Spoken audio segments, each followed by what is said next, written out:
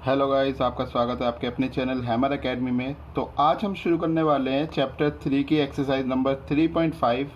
तो देखो इसको एक्सरसाइज में क्या दे रखा है, करते हैं। कहता है which of the following pair of linear equation has a unique solution, no solution और इनफाइनाइट मैनी सॉल्यूशन। ये जो हमें पेयर ऑफ लीनियर इक्वेशन यहाँ पर दे रखी है, इसके हमें पहले देखने हैं कि ये यूनिक सॉल्यूशन बनाता है, नो सॉल्यूशन बनाता है या इनफाइनाइट सॉल्यूशन बनाता है। In case there is a unique solution, अगर ये यूनिक सॉल्यूशन बनाता है तो find it by using cross multiplication method. तब हमें क्या करना है कि इसकी इक्वेशन को सॉल्व करके इसमें एक्स वाई की वैल्यू निकालनी है क्रॉस मल्टीप्लिकेशन मेथड का इस्तेमाल करते हुए।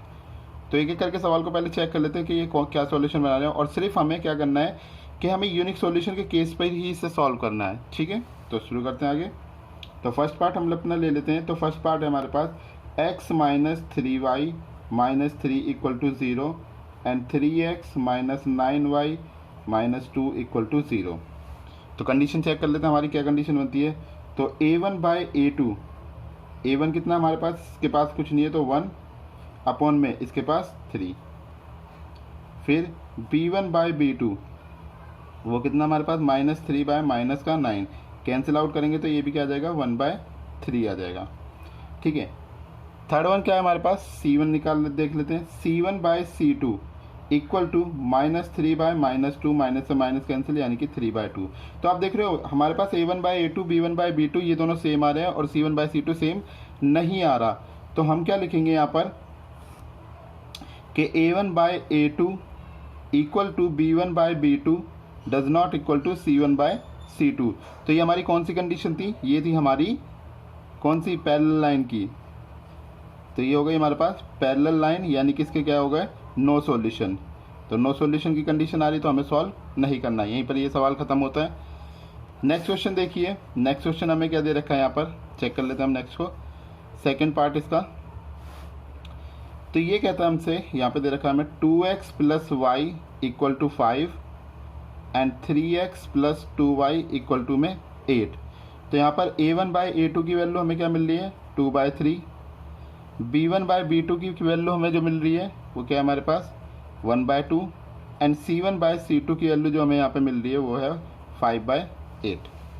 ठीक है, तो हमने यहाँ पे देखा कि हमारे पास क्या हो रही है a1 by a2 b1 by b2 के इक्वल नहीं है। ठीक है, तो हम यहाँ पे आगे करते हैं इसको। तो क्या कहेंगे हम इस केस में यहाँ पर कि a1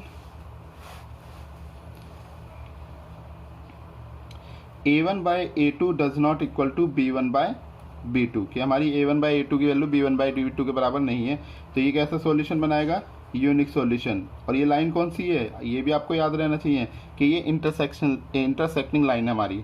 ठीक है, अब हमारे पास हमारी इक्वेशन को हम वापस उठा लेते हैं, क्योंकि अब हमें इसे सॉल्व करना है, क्योंकि यूनिक सॉल्यूशन हमारा आंसर आ गया। तो हम इसकी इक्वेशन ले लेते हैं वापस। तो 2x plus y equal to 5 and 3x plus 2y equal to 8। तो अब हमें सारी वैल्यू यहाँ पे पता ही है, सबको चाहो तो दोबारा लिख सकते हो। a1 की वैल्यू 2 है आपके पास, a2 की वैल्यू आपके पास 3 है, b1 की वैल्यू आपके पास 2 है, सॉरी 1, b2 की वैल्यू आपके पास 2 है, c1 की वैल्यू -5 और c2 की वैल्यू माइनस का 8। क्रॉस मल्टीप्लिकेशन मेथड मैंने आप लोगों को सिखाया था, क्या था, x y 1। तो क्या करना था हमें, b1 b2 c1 c2 a1 a2 then b1 b2, और इनको क्या करना था आपस में क्रॉस मल्टीप्लाई। यही था हमारा मेथड। ठीक है, तो मैं इसे करता हूँ यहाँ पर x बाय b1 c2। तो यहाँ पे क्या आ जाएगा b1 c2 minus c1 b2 equal to y upon में c1 a2 minus a1 c2 equal to 1 upon में a1 b2 minus b1 a2। अब देखो हमारे पास सारी वैल्यू हमारे पास गिवन है, तो हमें क्या करेंगे यहाँ पर वैल्यू प्लेस कर लेते हैं इसकी। तो x अपॉन में b1 c2, तो b1 1 है और c2 हमारे पास -8, तो 1 इंटू -8 माइनस c1 की वैल्यू -5 है तो माइनस का 5 मल्टीप्लाई b2 की वैल्यू हमारे पास 2 दे रखी है इक्वल टू y अपॉन में c1 -5 इंटू a2 A2 की वैल्यू है 3 माइनस A1 की वैल्यू हमारे पास है यहाँ पर 2 और C2 की वैल्यू हमारे पास -8 इक्वल टू 1 अपॉन में A1 B2। तो A1 की वैल्यू हमें क्या है 2, B2 की हमें दे रखी है वो भी 2 माइनस B1 A2 B1 की सॉरी ठीक है B1 की वैल्यू हमारे पास क्या है 1 एंड A2 की वैल्यू हमारे पास यहाँ पे क्या है इट्स ए 2। ठीक है A2 की वैल्यू हमारे पास क्या है यहाँ पर 3। ठीक है, तो हमने यहाँ पे सारी वैल्यू रख ली है। अब आगे देखते हैं हम अपना सवाल को। तो क्या आ जाएगा, यहाँ से आ जाएगा x अपॉन -8 और यहाँ से आ जाएगा माइनस माइनस प्लस का 10 इक्वल टू y अपॉन में -15 प्लस का 16 इज इक्वल टू 1 अपॉन में 4 - 3। तो यहाँ पे आ गया हमारे पास x/2, यहाँ मिला हमें y/1 और यहाँ पे मिला हमें 1/1। तो कंपैरिजन कर लो x वाले को पहले कांस्टेंट वैल्यू के साथ, फिर y वाले को कांस्टेंट के साथ। तो x/2 इक्वल टू 1/1 है, तो x इक्वल टू 2 आ गया यहाँ से हमारे पास। और ऐसे y के निकालेंगे तो y इज इक्वल टू क्या आ जाएगा 1। तो हमारे पास इस तरीके से आप इस सवाल को सॉल्व कर सकते हो अपना क्रॉस मल्टीप्लिकेशन मेथड की हेल्प से। ठीक है, नेक्स्ट देख लेते हैं हम अपना थर्ड पार्ट में इसने हमें क्या दे रखा था 3x minus 5y equal to 20, 6x minus 10y equal to 40। तो यहाँ पे देख लेते हैं A1/A2 इसकी वैल्यू आई है 3/6 यानी काटेंगे तो 1/2।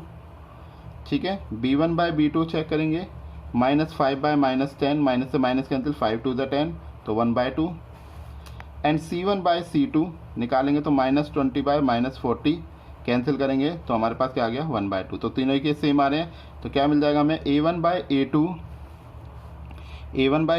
Equal to B1/B2 equal to C1/C2। तो इसके सॉल्यूशन कैसे हो जाएंगे इनफाइनाइट सॉल्यूशन।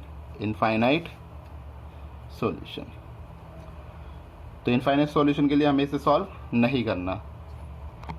तो हम अपना फोर्थ सवाल देखते हैं। फोर्थ सवाल में क्या दे रखा है, तो हमें इक्वेशन दे रखा है x - 3y - 7 equal to 0, 3x - 3y - 15 equal to 0। तो यहाँ से चेक कर लेते हैं A1/A2 हमें मिल रहा है 1/3, B1/B2 हमें यहाँ पे मिल रहा है -3/-3 जो कि कैंसिल हो गया, हमें क्या मिल जाएगा यहाँ से 1। और C1/C2 की जो वैल्यू हमें मिल रही है वो मिल रही है -7/-15, ये भी कैंसिल हुआ तो 7/15। ठीक है, यानी कि हमारे पास क्या आ गया कि A1/A2 does not equal to B1/B2। तो इसके सॉल्यूशन कैसे हो जाएगा, ये यूनिक सॉल्यूशन, क्योंकि हमारी इंटरसेक्टिंग लाइन है। तो अब इसे सॉल्व करते हैं हम लोग। इक्वेशन हमारे पास लिखी हुई है, तो डायरेक्ट अब मैं वैल्यू रख के करता हूँ प्योर x y 1, B1/B2 3 दे रखी है हमारे पास, तो ये भी -3 है और ये भी -3 है। C1/C2 -7 -15, A1/A2 1 और 3 एंड B1/B2 अगेन -3। ठीक है, इसकी मल्टीप्लाई इसके साथ, इसके साथ, इसके साथ, इन सब के आपस में मल्टीप्लाई करनी है हमें। तो देखिए क्या हो जाएगा हमारे पास x अपॉन में 15 की 3 से करोगे तो आप क्या आ जाएगा आपके पास 45 माइनस माइनस प्लस और एक माइनस फॉर्मूले का, तो 7 3 21 इक्वल टू y/3 की 7 से आप मल्टीप्लाई करोगे माइनस का 21, एक माइनस इसमें एक फॉर्मूले में दोनों मिला के प्लस, तो 15 1 15 इक्वल टू 1 अपॉन में 3 की 1 से करी -3, 3 की 3 से करी तो प्लस का 9। तो क्या वैल्यू आ जाएगी हमारे पास, यहाँ पे वैल्यू देख लेते हैं हम अपनी। तो यहाँ से हमें मिला x अपॉन में, यहाँ से करेंगे तो ये मिला हमें 4 और 2 इक्वल टू y अपॉन में -6 इज इक्वल टू 1 अपॉन में 6। तो क्या वैल्यू आ जाएगी, सबको कंपैरिजन कर लेते हैं हम। ठीक है, पहले x वाली को कांस्टेंट के साथ, फिर y वाली को कांस्टेंट के साथ। तो x/24 इक्वल हमारे पास 1/6, यानी x इक्वल टू आ गया 24/6। कट करेंगे तो x की वैल्यू हमें आपसे मिल गई 4। सिमिलरली आप y के लिए निकालोगे तो y इज इक्वल टू आपके पे क्या आ जाएगा, y/-6 इक्वल टू 1/6, तो y इक्वल टू -6/6 कैंसिल करूँगा तो y की वैल्यू आपको क्या मिल गई -1।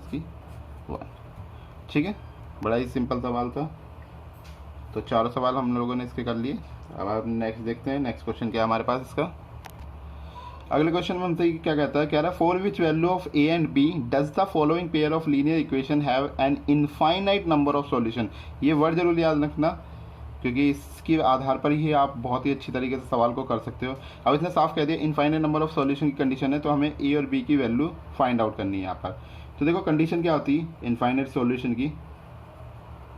इनफाइनाइट सॉल्यूशन की जो कंडीशन थी हमारे पास वो क्या थी, a1/a2 equal to b1/b2 equal to आना चाहिए c1/c2 की। ये कंडीशन थी हमारी इनफाइनाइट सॉल्यूशन की। तो देखो a1 की वैल्यू यहाँ पर क्या दे रखी है 2, a2 की वैल्यू क्या है हमारे पास a minus b equal to b1 की वैल्यू क्या है यहाँ पर 3, b2 की वैल्यू है हमारे पास a प्लस बी, c1 की वैल्यू है -7 और c2 की वैल्यू है -3a प्लस बी माइनस का 2। अब बस आप क्या करो, पहले किसी भी दो को कंपेयर कर लो क्योंकि सारे इक्वल हैं, तो इन दो को ही कर लेता हूँ मैं। तो यहाँ से मुझे मिला 2a plus 2b equal to 3a minus 3b। B वाले एक तरफ कर दो, बिना बी वाले एक तरफ कर देते हैं, तो 2b plus 3b equal to 3a minus 2a। तो यहाँ से मुझे मिला 5b is equal to a। तो ये मेरे को मिल गई यहाँ पे फर्स्ट इक्वेशन। ठीक है, अब किसी भी दो को फिर कंपेयर कर लो, चाहे तो आप इन दो को कंपेयर कर लो चाहे इन दो को कर लो, आपकी मर्जी है। तो मैं 3 वाली कंडीशन को कर लेता हूँ। तो 3/a प्लस बी इक्वल है माइनस से माइनस कैंसिल, तो ये आ गया 7/3a प्लस बी माइनस का 2। तो क्रॉस मल्टीप्लाई अगर हम करेंगे इसकी तो क्या आ जाएगा हमारे पास यहाँ पे 9a plus 3b minus 6 is equal to 7a plus 7b। ठीक है, ये हमारे पास कंडीशन आ जाएगी। अब देखिए a की वैल्यू क्या है, a इक्वल है 5b के, तो मैं यहाँ पे लिख सकता हूँ 9 इंटू a की जगह पे क्या रख सकते हैं हम 5b। तो 5b plus 3b minus 6 is equal to 7 into 5b plus 7b। हमने सारी इक्वेशन को b की में कन्वर्ट कर लिया। तो 9 5 था 45b plus 3b minus 6 equal to 7 5 35 b plus 7b। ठीक है, तो यहाँ से क्या आ जाएगा 45 प्लस 3 48b माइनस यहाँ से 35 और 7 को ऐड करेंगे तो 42b इक्वल टू ये माइनस का 6 शिफ्ट करेंगे तो प्लस का 6 हो जाएगा। तो 48 में से आपका 42 गया तो आपके कितने बचे यहाँ पे 6b इज इक्वल टू 6 और b इक्वल टू आ गया आपके पास 6/6। कैंसिल करेंगे तो b की वैल्यू आपको क्या मिल गई 1। तो यहाँ से b की वैल्यू हमने निकाल ली, पुट करा हमने इसको, put in equation first equation में हमने इसे प्लेस करा तो हमारे पास आ जाएगा a is equal to 5b था, तो a इक्वल टू हमें क्या मिल गया 5 इंटू 1, यानी a की वैल्यू क्या आ गई हमारे पास 5। तो यानी कि 1 और 5 जब a की वैल्यू होगी तब इसके क्या होंगे इनफाइनाइट नंबर ऑफ सॉल्यूशन होंगे। ठीक है, आई होप आप लोगों को समझ में आ गया होगा। नेक्स्ट क्वेश्चन देखते हैं हम अपना। ये कहता है नेक्स्ट क्वेश्चन में हमारे से for which value of k will be the following pair of linear equation have no solution. तो अब क्या कंडीशन किसकी हमारी नो सॉल्यूशन की। तो नो सॉल्यूशन की कंडीशन क्या होती है, पहले कंडीशन लिख लेते हैं। नो सॉल्यूशन बोला है यानी कि a1/a2 equal to b1/b2 does not equal to c1/c2। हमें इस कंडीशन पर अब क्या करना है, काम करना है। तो उसने कहा k की कौन सी वैल्यू के लिए हमारे पास क्या होगा, इस कंडीशन में नो सॉल्यूशन की कंडीशन बनेगी कि k की क्या वैल्यू रखी जाए। तो रख लेते हैं a1/a2 यानी कि हमारे पास क्या होगा 3/2k minus 1 equal to 1 upon में y की जगह पे यहाँ पे क्या है 1 है, तो 1 अपॉन में k minus 1 does not equal to -1 upon में -2k प्लस 1। ठीक है, तो हम इन दो से पहले कंपैरिजन कर लेते हैं और देख लेते हैं, यहाँ से निकल जाए तो अच्छी बात है, नहीं तो फिर इसको भी यूज़ करेंगे। तो क्रॉस मल्टीप्लाई करिए, हमें मिला 3k minus 3 is equal to 2k minus का 1।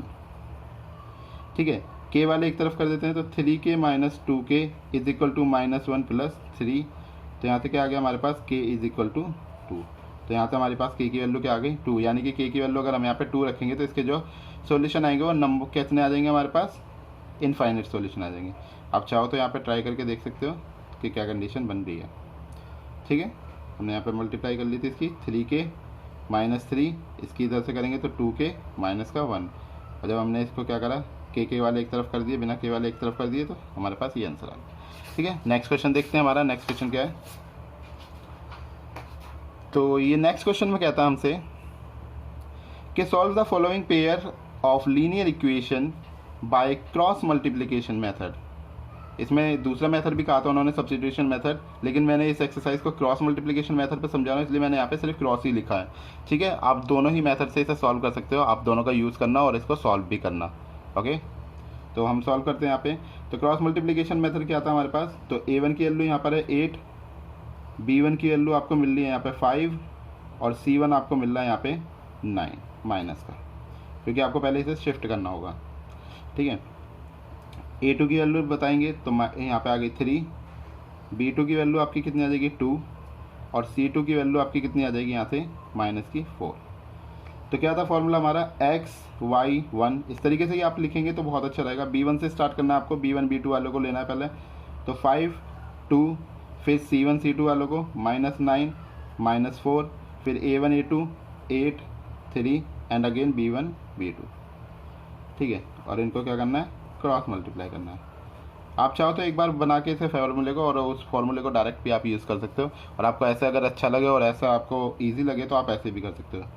तो क्या आ जाएगा हमारे पास, x अपॉन में 5 4 ज़ा 20 माइनस का 20 माइनस और एक माइनस इसका तो प्लस हो जाएगा 9 2 ज़ा 18 इक्वल टू y अपॉन में 9 3 ज़ा 27 माइनस का माइनस और एक माइनस फॉर्मूले इससे प्लस हो गया 4 8 ज़ा 32 इक्वल टू 1 अपॉन में 2 8 ज़ा 16 एंड 3 5 ज़ा 15। तो क्या वैल्यू आ जाएगी हमारे पास यहाँ पे, x by -2 y by 5 is equal to 1 by 1। तो क्रॉस मल्टीप्लाई कर लेंगे इसको इससे कंपेयर करके और इसको इससे कंपेयर करके। ठीक है, तो क्या आ जाएगा हमारे पास, x बाय -2 इक्वल हमारे पास 1 बाय 1 के, यानी x की वैल्यू जो मिली मुझे वो मिल गई -2। y की वैल्यू की हम लोग बात करेंगे तो y by 5 equal to 1 by 1 के है, तो y की वैल्यू यहाँ से क्या आ जाएगी 5। ओके, तो नेक्स्ट क्वेश्चन हम अपना शुरू करते हैं। क्या कहता है ये यहाँ पे, ये कहता है a part of A monthly hostel charge is fixed, कि जो एक हॉस्टल है उसका मंथली चार्ज क्या है, फिक्स है, and the remaining depend on the number of days, और बाकी डिपेंड करता है कि आप नंबर ऑफ डेज कितने ज़्यादा दिन तो आप वहाँ पे रह रहे हो। One has taken food in the mash, एक ने वहाँ से फूड लिया। व्हेन ए स्टूडेंट ए, अगर ए स्टूडेंट ने food for 20 days she has to pay 1000। अगर उसने ए ने जो फूड लिया वहाँ से कैंटीन से या हॉस्टल से, तो उसने क्या है 20 दिन उसने फूड लिया और उसने 1000 रुपये यहाँ पे क्या करा आपके पेड करे। Hostel charge as hostel charge, whereas a student B, एक स्टूडेंट बी है who take food for 26 days, उसने जो है 26 दिन के लिए फूड लिया, पेज रुपये 1180 एज हॉस्टल चार्ज, तो उसने 1180 रुपये हॉस्टल चार्ज दिया। कह रहे हैं find the fix charge and the cost of the food per day, तो हमें बताना है कि उसका फिक्स चार्ज क्या था और पर डे में फूड का जो चार्ज था वो कितना था। ठीक है, तो इसे सॉल्यूशन करते हैं। तो क्या आ जाएगा, लेट, अब देखो हमें यहाँ पे जहाँ तक फाइंड करने की बात आती है ना, वहीं पे ही आपको जो है ना इसकी शुरुआत करने के लिए ऑप्शन मिल जाता है। अब इसने पहले फिक्स चार्ज किया है, तो let the fixed charge of hostel का जो फिक्स चार्ज है वो कितना मान लिया हमने, x रुपये का है। ठीक है, and cost of food per day, per day जो फूड मिलता है उसकी कॉस्ट हमने क्या मान ली कि वो y रुपये की दे रहा है। ठीक है, अकॉर्डिंग टू क्वेश्चन उसने क्या कहा हमसे कि फूड स्टूडेंट ए टेक्स फूड 20 डेज, स्टूडेंट ए की बात कर रहे हैं हम पहले, स्टूडेंट ए टेक्स फूड 20 डेज, उसने 20 डेज के लिए लिया, तो हमारे पास क्या आ जाएगा, फिक्स चार्ज तो हमें देना ही पड़ेगा x रुपये जो फिक्स है, प्लस 20 रुपये उसने क्या करा 20 डेज लिया, किसके पे, फूड लिया है, तो 20y इक्वल टू पैसे उसने पेड करे 1000। ये आ गया हमारे पास first equation. Similarly student B takes food, कितने दिन लिया था स्टूडेंट बी ने, 26 डेज के लिए, 26 डेज, तो उसके क्या आ जाएगा यहाँ पे, x रुपये तो वो पेड ही करेगा ही करेगा, और 26 डे उसने फूड लिया इक्वल टू उसने पेड करा 1180। तो ये आ गया हमारे पास इक्वेशन नंबर सेकंड। तो दोनों इक्वेशन हम लोगों ने यहाँ पे निकाल ली। अब इसको क्या करते हैं, सॉल्व करते हैं। तो देखिए आप यहाँ पे कोई भी मेथड लगा सकते हैं वैसे तो, पर हम क्रॉस मल्टीप्लिकेशन का यूज़ करते हैं तो हम उसके हिसाब से यहाँ पर करेंगे। तो हमारे पास A1 की जो वैल्यू है वो हमारे पास 1 है, B1 जो हमें मिल रहा है यहाँ पे 20 है, एंड C1 की वैल्यू हमें मिली माइनस की 1000। सिमिलरली A2 की वैल्यू 1 है, B2 26 है आपका, और C2 की जो वैल्यू आपके पास वो है माइनस की 1180। ठीक है, तो हम अपना यहाँ पे क्या करते हैं, क्रॉस मल्टीप्लिकेशन मेथड अप्लाई करते हैं। तो क्या था, x बाय, सॉरी मैं डायरेक्ट कर दूँ, कोई बात नहीं, इस लाइन को हटा दीजिए आप, x y एंड 1। ठीक है, तो B1 B2 20 26, C1 C2 minus का 1000 माइनस का 1180, and A1 A2 it's a 1 and 1, and again B1 B2 20 and 26। तो फिर से क्रॉस मल्टीप्लाई आप कर लोगे इस तरीके से। आपको अगर डायरेक्ट सुटेबल लगे, मैं फिर कह रहा हूँ आपको डायरेक्ट सुटेबल लगे तो आप डायरेक्ट भी कर सकते हो। तो इसकी मल्टीप्लाई कर लो। मल्टीप्लाई करने का आसान तरीका क्या होता है, 0 को छोड़ दो और 2 से मल्टीप्लाई इसकी कर लो, तो ईजी हो जाएगा, क्योंकि 2 0 लास्ट में लग गई है, फिक्स हो गया।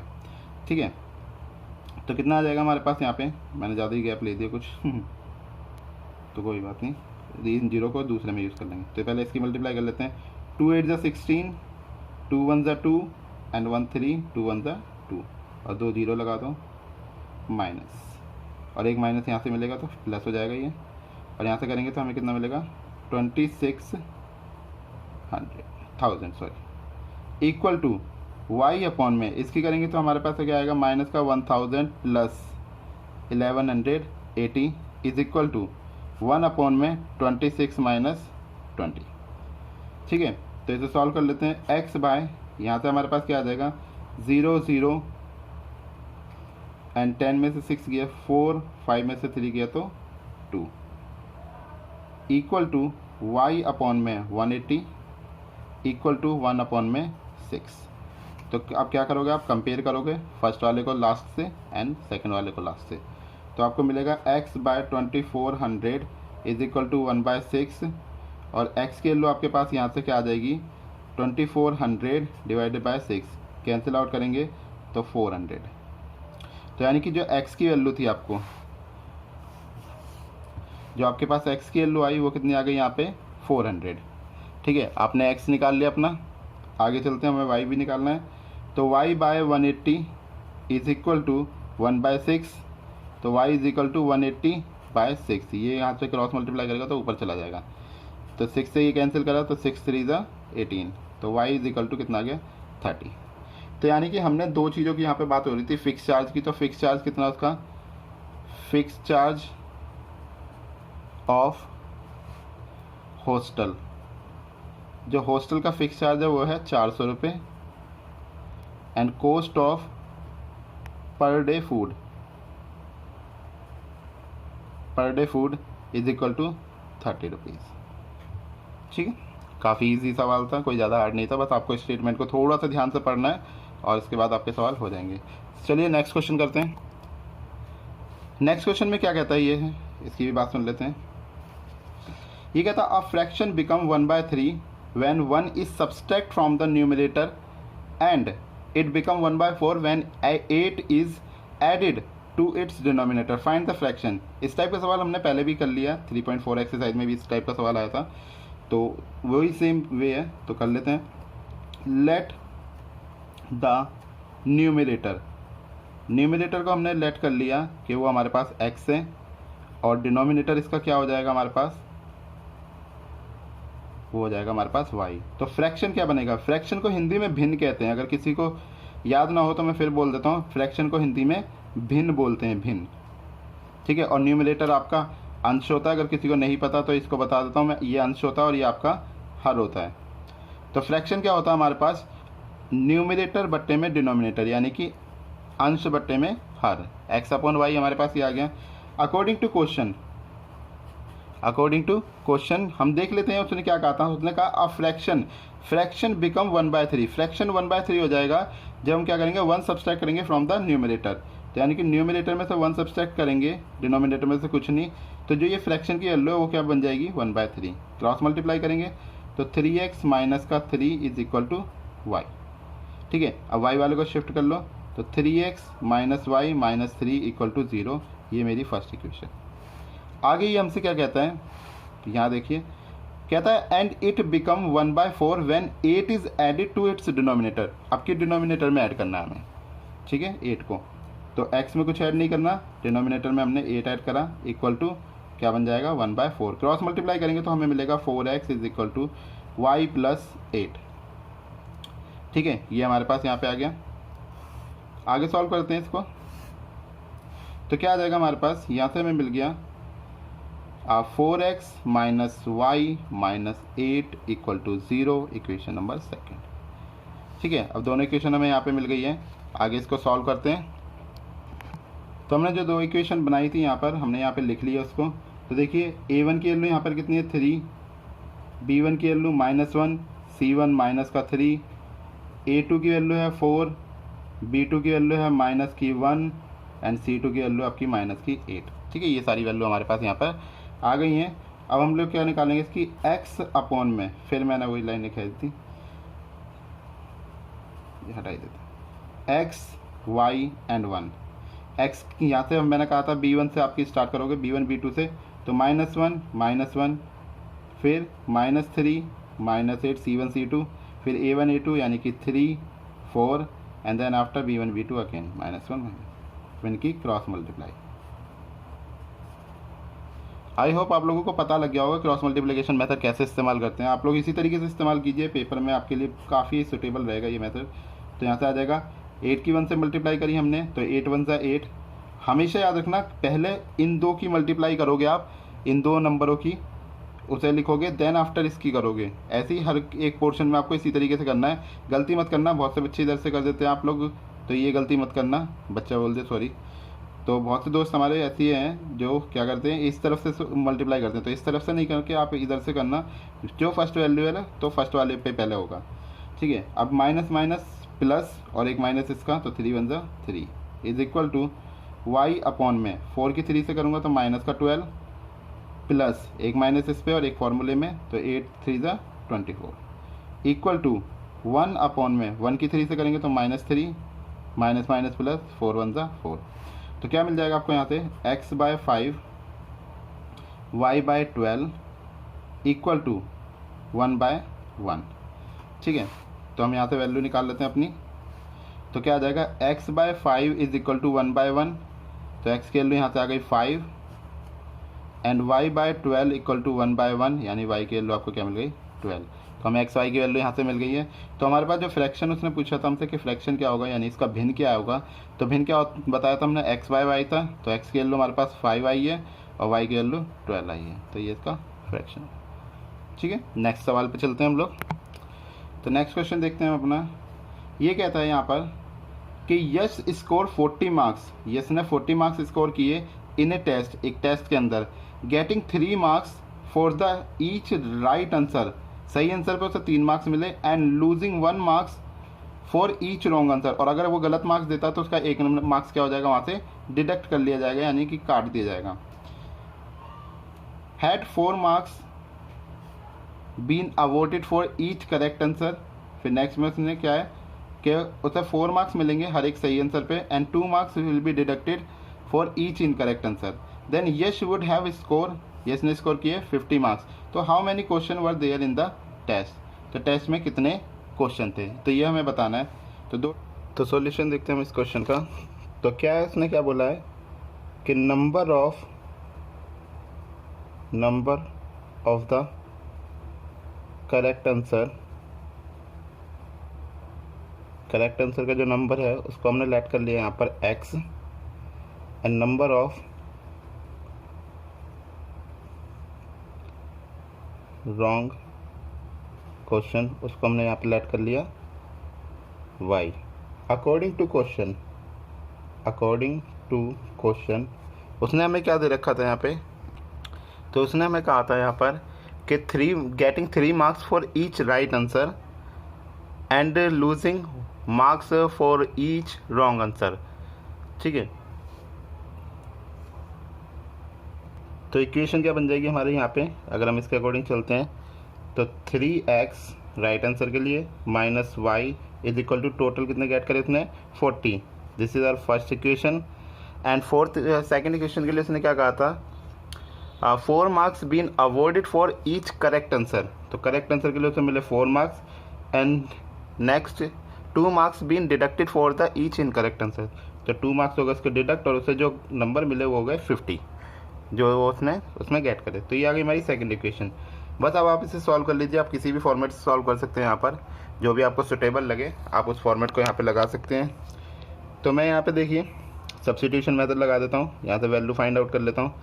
तो फर्स्ट इक्वेशन से इजी रहेगा। तो 3x minus Y equal to हमें दे रखा 40। तो यहाँ से अगर मैं y की वैल्यू निकालूंगा तो मुझे मिलेगी 3x माइनस 40। इसको मैंने पुट किया, पुट इन इक्वेशन सेकंड, क्योंकि हमने फर्स्ट से ही वैल्यू निकाली है तो हम इसे किस में पुट करेंगे, सेकंड में पुट करेंगे। तो क्या आ जाएगा हमारे पास 4x माइनस 2, y की जगह पे हम क्या लिख देंगे 3x minus 40 equal to 50।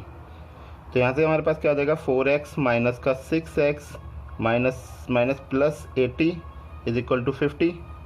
4x में से 6x जाएंगे तो माइनस का 2x इक्वल टू 50 माइनस 80। तो minus 2x is equal to यहाँ से हमें मिल गया माइनस 30। तो x की वैल्यू आ गई हमारे पास माइनस 30 बाय माइनस 2, माइनस से माइनस कैंसिल, 2 15 30। तो यहाँ से हमें आ गया 15। ठीक है, इसको हमने पुट कर दिया, पुट इन फर्स्ट इक्वेशन। ठीक है, इसको हमने किस में पुट कर दिया, पुट इन फर्स्ट इक्वेशन। तो हमारे पास क्या सॉल्यूशन बनेगा यहाँ पर, तो हमें मिल जाएगा यहाँ से y is equal to 3x minus 40 and 3 into x की वैल्यू हमें दे रखी है 15 माइनस 40। तो यहाँ से आ जाएगा 45 minus 40 that is equal to 5, यानी y की वैल्यू आ गई हमारे पास 5।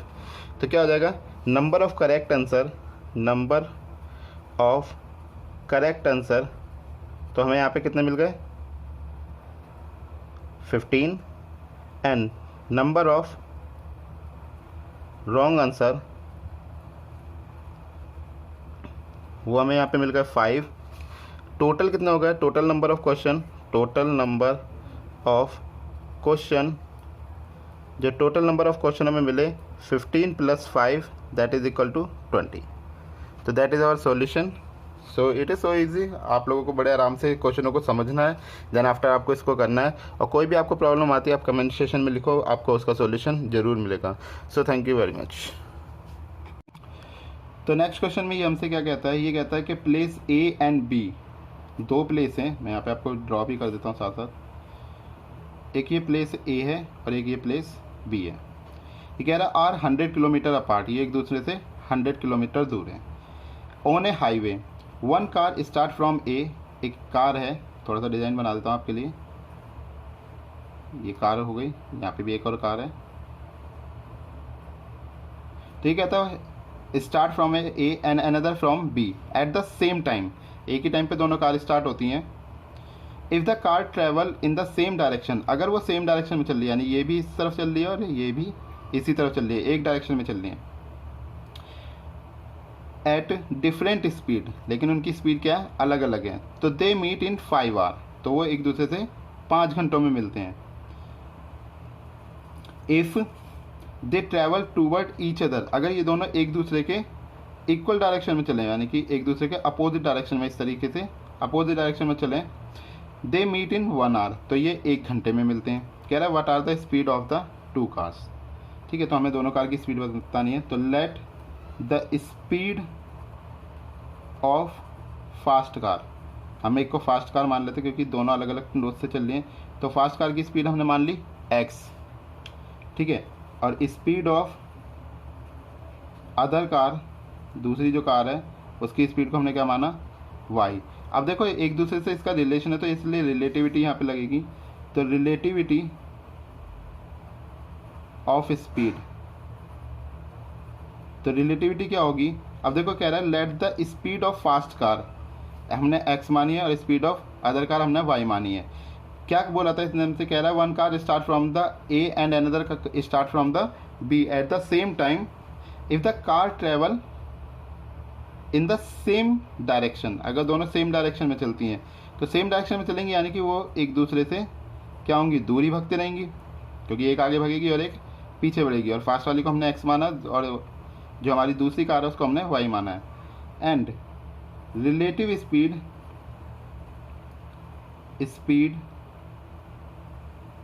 ऑफ अदर कार, ये दोनों एक दूसरे के अपोजिट आ रही हैं, तो क्या होगा, अपोजिट आने की वजह से ये दोनों ऐड हो जाएंगी। ठीक है, तो हमारे पास फॉर्मूला हम लोगों ने पढ़ा है, क्या फॉर्मूला पढ़ा हुआ है, स्पीड इज इक्वल टू होती है डिस्टेंस अपॉन में time. Speed is equal to distance upon time, या ये कह सकते हैं हम यहाँ पे कि चाल बराबर दूरी बट्टा समय। तो ये हमारे पास एक फार्मूला होता है, हिंदी में भी लिख देता हूँ इस फार्मूले को ताकि बच्चों को दिक्कत ना हो। चाल बराबर दूरी बट्टे में समय। ठीक है, ये हमारा फार्मूला होता है। तो यही हम फार्मूला यहाँ पे स्पीड जो है अपना यूज़ करेंगे। तो देखो हमारे पास क्या क्या दे रखा है उसने। तो ये हमसे क्या क्या कह रहा है यहाँ पर, ये कहता है कि दोनों को मिलने में कितना लगता है, 5 घंटे लगते हैं। तो हमारे पास देखो स्पीड कितनी दे रखी है, हमने क्या मानी थी इसकी, जो हमारी फास्ट वाली स्पीड थी वो थी x माइनस वाई, जो डिस्टेंस है वो है 100 किलोमीटर, एंड जो टाइम है उस पर लगा वो लगा 5 घंटे।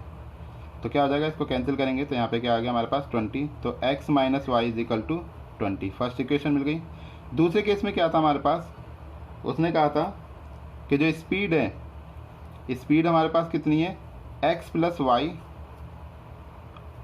इक्वल टू डिस्टेंस सेम 100 और डिवाइडेड बाय 1। तो यानी कि x plus y equal to आपको क्या मिल गया, तो ये आपकी आ गई सेकंड इक्वेशन। अब इसको क्या करेंगे, सेम मेथड से हम यहाँ पे सॉल्व कर लेंगे। तो a1 की वैल्यू हमारे पास यहाँ पे कितनी है 1, b1 की वैल्यू यहाँ पे हमारे पास कितनी है 1, एंड c1 की जो वैल्यू हमें यहाँ पे दे रखी है वो है 20, वो भी माइनस की, क्योंकि शिफ्ट करोगे तो आप माइनस हो जाएगा, ये सॉरी ये भी माइनस है। फिर सिमिलरली a2 की वैल्यू आपकी 1, b2 की वैल्यू आपकी 1, एंड c2 की वैल्यू आपकी माइनस की 100। तो इसको सॉल्व कर लेंगे। तो x y 1, तो यहाँ से क्या आ जाएगा, -1 1 1 सॉरी 20 माइनस का -100 1 1 -1 1। तो क्रॉस मल्टीप्लाई कर लीजिए आप पोज करके खुद कीजिए पहले, उसके बाद इसको देखना आप।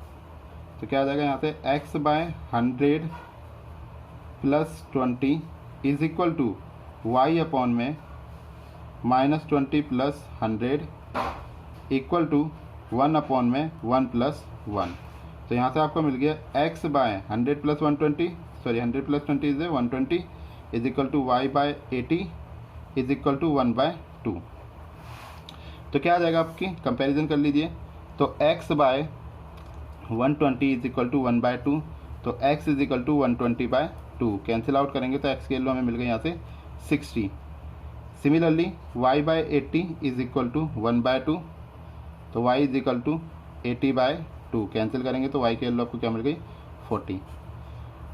तो यानी कि हमारे पास क्या आ जाएगा, स्पीड ऑफ फास्ट कार, जो फास्ट कार है उसकी स्पीड कितनी है 60 किलोमीटर पर आवर से, and speed of other car, दूसरी कार जो है हमारे पास उसकी स्पीड है 40 किलोमीटर पर आवर। ठीक है, तो ये दोनों हमारे पास यहाँ पे स्पीड उनकी दे रखी है। ठीक है, नेक्स्ट क्वेश्चन देखते हैं हम अपना। तो नेक्स्ट क्वेश्चन देखते हैं, और ये लास्ट क्वेश्चन है इस एक्सरसाइज का। ये कहता है the area of the rectangle get reduce by 9, ये 9 है आपका 9 स्क्वायर यूनिट, कि जो एरिया एक रेक्टेंगल का, तो रेक्टेंगल कैसा होता है इस शेप में आपका, जिसमें एक लेंथ होती है और एक आपकी ब्रेथ होती है। ठीक है, तो वो क्या कह रहा है हमसे कि area of rectangle get reduce by 9 square unit, कि जो एरिया है रेक्टेंगल का, रेक्टेंगल यानी आयत का जो एरिया है वो 9 स्क्वायर यूनिट घट जाता है if its length is reduced by 5 unit, अगर उसकी जो लेंथ है यानी ये वाला पार्ट 5 यूनिट घटा दिया जाए, और breadth is increase by 3 unit, और इसकी जो ब्रेथ है, ये जो चौड़ाई है इसकी, इसको 3 यूनिट बढ़ा दिया जाए। ठीक है, तब इसका क्या होता है कि 9 स्क्वायर यूनिट का इसका एरिया घट जाता है। कहते हैं यदि if we increase the length, यदि हम इसकी जो लेंथ है यानी कि जो इसकी लंबाई है उसको 3 यूनिट बढ़ा दें, और जो इसकी ब्रेथ है यानी चौड़ाई है उसको 2 यूनिट बढ़ा दें, तो इसका जो एरिया है वो 67 स्क्वायर यूनिट बढ़ जाता है। तो find the dimension of the rectangle. ठीक है, हमें इसकी क्या निकालनी है, डायमेंशन बतानी है। तो let the length of rectangle हमने इसकी जो लेंथ है उसको हमने मान लिया x and breadth of rectangle उसको हमने मान लिया यहाँ पे y। ठीक है, फॉर्मूला क्या होता है, एरिया का बोला है तो एरिया ऑफ रेक्टेंगल क्या होता है हमारे पास, एरिया ऑफ रेक्टेंगल जो फॉर्मूला होता है वो क्या होता है हमारे पास, L इंटू बी। ठीक है, ये हमारे पास होता है। अब देखो इसने जो जो क्वेश्चन में हमने बोला है हम उसके अकॉर्डिंग काम करेंगे।